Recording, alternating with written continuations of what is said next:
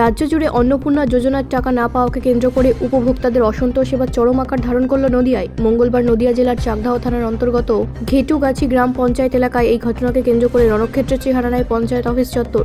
টাকা না পেয়ে ক্ষুব্ধ উপভোক্তারা পঞ্চায়েত প্রধানকে লক্ষ্য করে অফিসের ভেতরেই কাদা ছুঁড়ে মারেন বলে অভিযোগ। স্থানীয় সূত্রে জানা গেছে, বেশ কিছুদিন ধরে এলাকায় বহু দুস্থ ও যোগ্য মহিলারা অন্নপূর্ণা যোজনার ফর্ম জমা দিয়েও অ্যাকাউন্টে টাকা পাননি। অনেকের আবার প্রথম কিস্তির টাকা এলেও পরবর্তী সময় তা বন্ধ হয়ে গেছে। এই নিয়ে অভিযোগ জানাতে এদিন সকালে ঘেটুগাছি পঞ্চায়েত অফিসে ভিড় করেন উত্তেজিত মহিলারা। অভিযোগ, আবেদনপত্র জমা দেওয়া সত্ত্বেও কেন তালিকায় নাম ওঠেনি বা কেন টাকা ঢোকেনি তার কোনো স্পষ্ট জবাব মেলেনি পঞ্চায়েত কর্তৃপক্ষের কাছ থেকে। প্রশাসনের এই উদাসীনতা, টালবাহানার ধৈর্যের বাঁধ ভাঙিয়ে উপস্থিত জনতার। মুহূর্তের মধ্যে পরিস্থিতি উত্তপ্ত হয়ে ওঠে। পঞ্চায়েত প্রধানকে লক্ষ্য করে ক্ষোভ উগরে দিতে শুরু করেন গ্রামবাসীরা।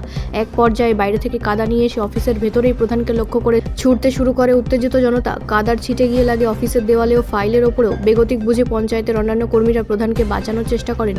ঘটনার খবর পেয়ে তড়িঘড়ি ঘটনাস্থলে পৌঁছায় চাকদাহ থানার বিশাল পুলিশ বাহিনী। পুলিশ এসে পরিস্থিতি নিয়ন্ত্রণে আনার চেষ্টা করলেও ক্ষুব্ধ মহিলারা পঞ্চায়েত অফিসের সামনে বিক্ষোভ প্রদর্শন জারি রাখেন।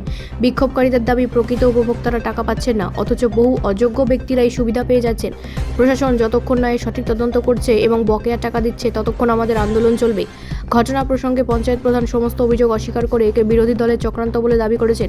অন্যদিকে বিরোধীদের পক্ষ থেকে দাবি করা হয়েছে যে প্রশাসনের চরম গাফিলতি এবং অনলাইনে ডেটা এন্ট্রির ধীর গতির কারণে সাধারণ মানুষ আজ এভাবে ক্ষিপ্ত হয়ে পথে নামতে বাধ্য হচ্ছেন। শেষ খবর পাওয়া পর্যন্ত পুলিশি হস্তক্ষেপে পরিস্থিতি সাময়িকভাবে শান্ত হলেও এলাকায় চরম উত্তেজনা রয়েছে। আধিকারিকরা দ্রুত বিষয়টি খতিয়ে দেখার আশ্বাস দিয়েছেন।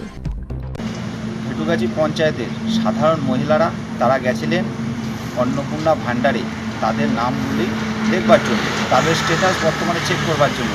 অনেকের সন্দেহ ছিল রিজেক্ট হয়ে গেছে, মানে তার অন্নপূর্ণা যোজনার থেকে নামটা কাটা গেছে।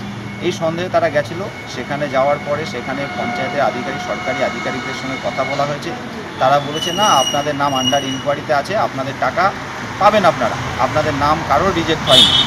সেই কথাগুলি বলার পরে তারা বেরিয়ে যাচ্ছিলেন, পঞ্চায়েত থেকে বেরিয়ে যাচ্ছিলেন। তারাও সদুত্তর পেয়ে যাওয়ার পরে বেরিয়ে যাচ্ছিলেন। সেই মুহূর্তে ঘেটুগাছি পঞ্চায়েতের প্রধান তিনি সেখানে এসে উপস্থিত হয়। স্বাভাবিক প্রচুর মহিলারা এসেছিলেন, তাদের একটা জনরোষ ছিল সেখানে। পূর্বের এই প্রধানের নামে অনেক মেসেজ গেছে তাদের কাছে, অনেক চুরির, দুর্নীতির কাহিনী তারা শুনেছেন।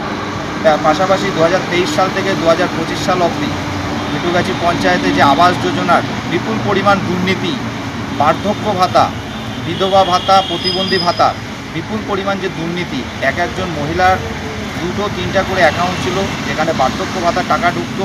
সেই সমস্ত দুর্নীতিগুলি তার কাছে জিজ্ঞাসা করা হলে সে সেগুলোকে এড়িয়ে যেতে চায় এবং সেখান থেকে সে পালিয়ে যেতে চায়।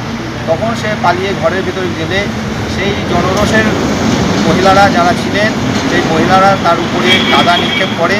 তারপরে আমরা পুলিশ প্রশাসনের সহযোগিতায় তাকে পঞ্চায়েত অফিস থেকে বার করে দিতে আমরা সাহায্য করি। ব্যুরো রিপোর্ট, রাষ্ট্রীয় প্রসার বাংলা।